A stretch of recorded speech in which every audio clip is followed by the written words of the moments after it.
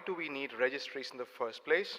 We all know that the results of joint replacement surgery are dependent, one, on the surgeon who's doing it, and the next most important component is the quality and the design of the implants, which have a bearing on the survivability of the joints as well.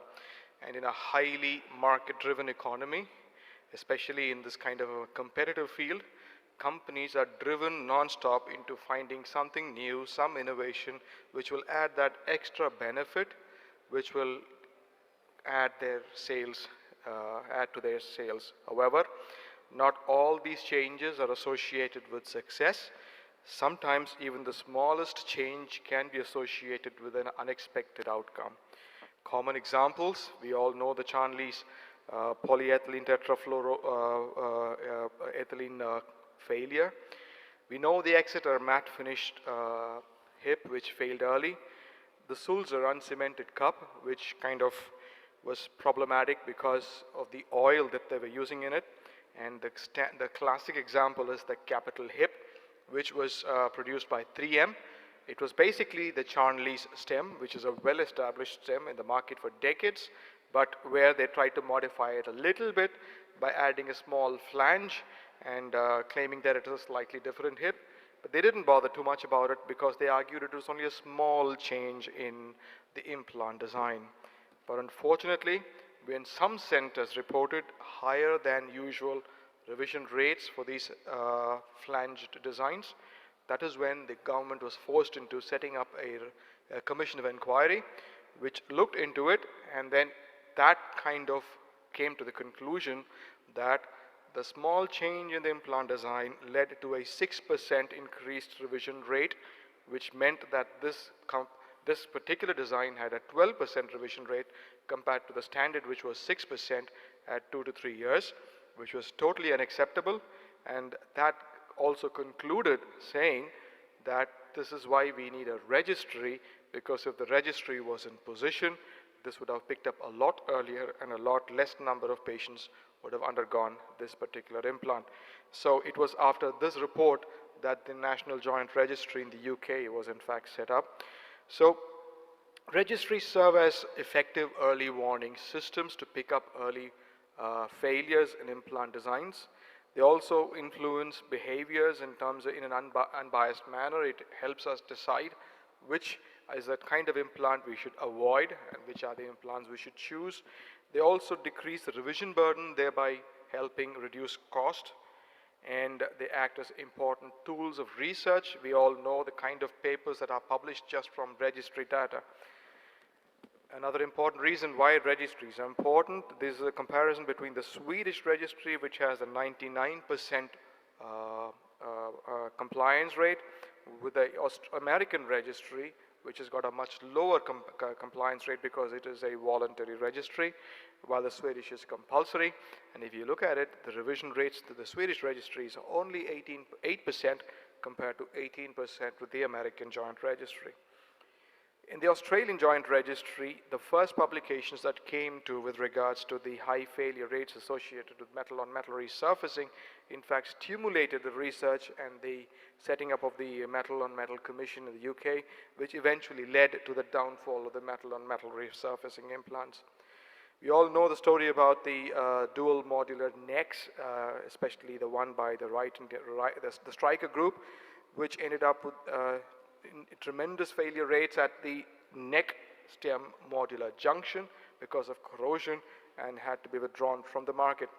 India is now 1.4 billion strong in its population, and a large number of its population is actively aging, and as it ages, it is estimated that at least 40% of this population will suffer from osteoarthritis, which is a huge number, and at least 3 lakh knee joints per year and 1.1 lakh hips per year is a projected number for India in the near future. In 2003, only 4% of the patients were offered surgical treatment, and in fact, a smaller number of them probably took it, but this number is likely to increase exponentially given many factors, given the population, given the penetration of insurance and the various government control schemes. Given this, It was with a lot of altruism that a set of 27 surgeons first came together in this historic picture, setting up the Indian Society of Hip and Knee Surgeons way back in 2005.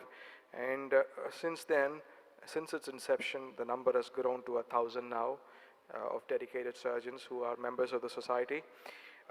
One among the important goals of the society was to set up a national joint registry to capture data regarding the joints done in India, to get the epidemiology of the total hip and knee replacements done in India, to provide an unbiased feedback to participating centers as well as surgeons to improve outcomes, and to identify risk factors for poorer outcomes. Our participation rate in terms of capturing procedures has been gradually increasing over the last nearly 19 years. So has the number of hospitals who are now contributing to the registry, as well as the number of contributing surgeons. Some of the data that we can glean from the registry tells us a few things. For instance, in India, when it comes to total knee replacement, the women are younger at 62 compared to males who are on average 4 years older, and the largest majority of indications is osteoarthritis. As I said, females predominate in terms of undergoing total knee replacement by 73% to 27% males, which is a huge number. And if you look at the BMI, it might almost look like an epidemic of obesity that's India is going through. The females are heavier and larger in numbers.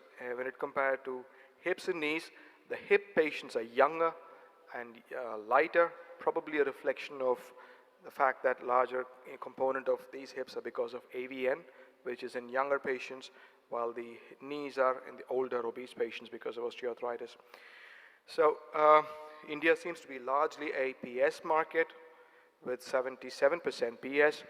And if you look at on the right hand side, that might be a skew because it says the amount of resurfaces of the patella is almost 46%, but then we should remember that a large majority of this data is from high volume centers which are more likely to resurface the patella.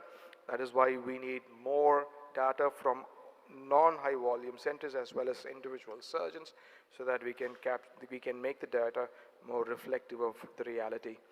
The indications for revisions, strangely enough, and for probably unfortunately enough, infection still remains the second largest reason for revisions in India, unlike the NJR, where I think infection is the fourth largest number. For primary total hips, avascular necrosis is the largest indication. This is what we've suspected all along, and it's what we found here, unlike in the Western population where osteoarthritis is the largest reason. And the gender is a reverse. The largest number of almost 60% is males in total hips compared to only slightly less than 40% for females. India is largely an uncemented market. Almost 90% cement is almost on the way out, but that shouldn't be the case. We still need cement here for various reasons. The largest number of head sizes in use at this point in time is 36, with the second largest being 32. The revisions of total hips, the second largest indication continues to remain infection, while dislocation instability is the third largest indication. Aseptic loosening is still the largest. Now, in order to make the registry more professionally run and more representative, we have contracted the running of the registry to a reputed organization, which is NEC, which is the same organization which runs the National Joint Registry in the UK. They have the professional experience and the caliber to manage and provide the data, manage the data the way it needs to be done. We've had a few publications from the data that we've been able to produce and which have been published in various journals. We are also a member of the International Society of Arthroplasty Registries. We've had a huge support from the Australian Joint Registry, including Professor Stephen, who was in fact instrumental in helping Pachore sir set up the registry way back in 2007. A photo that you see here on the left bottom is the opening of the Joint Registry Museum. I welcome you all to visit it. It is a must experience for all arthroplasty surgeons. There is some amazing relics of arthroplasty preserved in there, including some of the first implants and instrument sets used in India. And you should listen to Pachore sir regaling you with all the history behind every implant which is kept there. It is a must experience. We are doing our best to improve the compliance to the registry. We are sending newsletters, emails. The registry is now open to phone calls to answer help if any questions. There are people employed there at the registry to help you submit the data. So I request all of you you are more than welcome to become members of the ISHKS. I'll be very happy to help you become one. And even if you have hesitations, please don't hesitate contributing to the registry. The data that you show is blinded.